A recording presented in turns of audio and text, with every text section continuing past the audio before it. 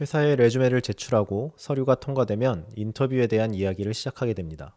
취업 과정에 있어서 인터뷰는 직접 실력을 증명할 수 있는 기회여서 매우 중요합니다. 시작하기에 앞서 회사마다 인터뷰는 모두 다른 형식으로 진행이 되기 때문에 오늘 제가 알려드리는 정보들은 제가 이직할 때 봐왔던 인터뷰들과 지금까지 일했던 모든 회사에서 면접관으로 활동하며 얻은 경험들을 가지고 정리를 해 보았습니다. 그럼 이제 북미에서의 인터뷰는 어떻게 진행이 되는지, 그리고 인터뷰를 성공적으로 이끌어가기 위한 팁들을 함께 살펴보겠습니다. 제 경험상 인터뷰의 형식은 회사의 규모마다 다르지만 어느 정도 비슷한 형식을 가지고 있습니다.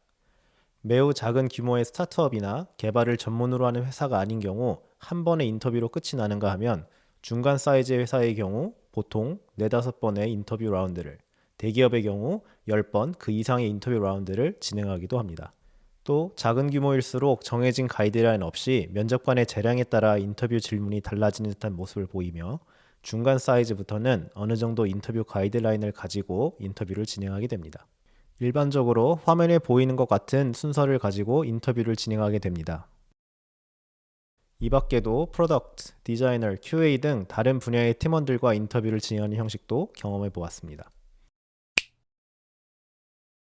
폰 인터뷰는 대면 인터뷰로 넘어가기 전 단계로 회사가 필요로 하는 지원자가 맞는지를 확인하는 인터뷰입니다.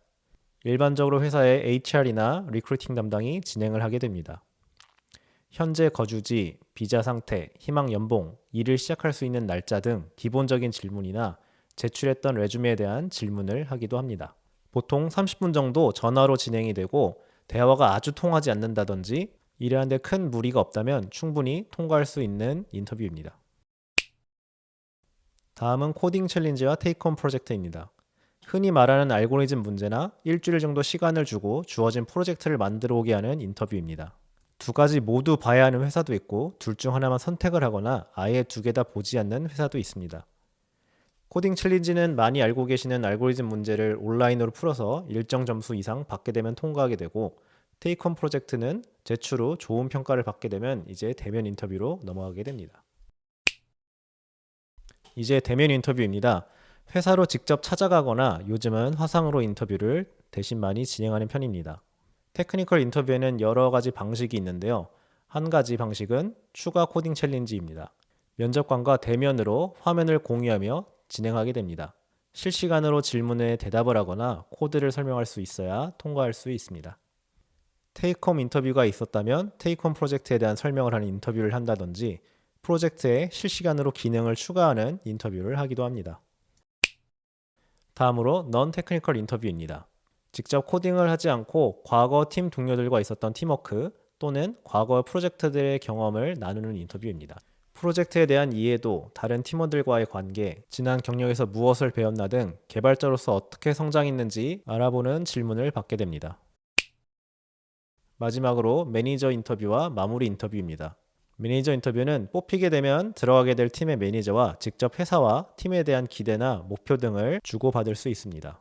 마무리 인터뷰는 폰 인터뷰를 진행했던 사람과 회사에 대한 질문을 받거나 희망 연봉이나 일할 수 있는 날짜 등 폰 인터뷰 때 주지 않았던 질문들이 있었다면 이 시간에 하게 됩니다.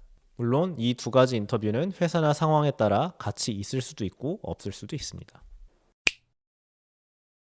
인터뷰는 모두를 긴장하고 당황하게 합니다. 그래서 실수를 하게 되고 평소보다 말도 잘 나오지 않을 때가 많습니다.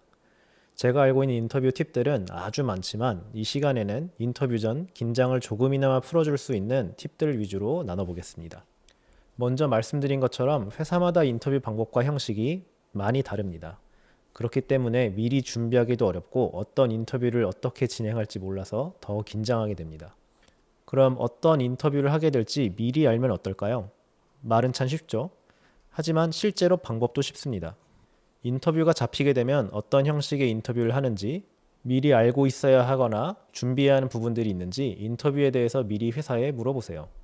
제 경험상 대부분의 회사들은 그 대답을 해주었고 미리 어느 정도의 정보를 가지고 인터뷰를 시작할 수 있었습니다.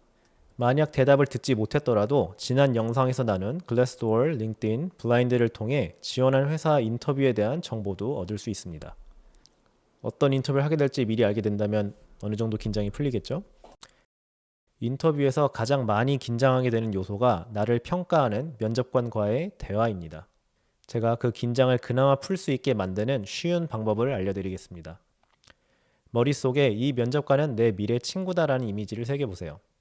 이 사람이 나를 평가한 대상이 아닌 내가 내 친구에게 개발에 대해서 설명한다는 마음으로 인터뷰에 임하면은 훨씬 부드럽고 자연스럽게 대답을 할 수 있을 겁니다.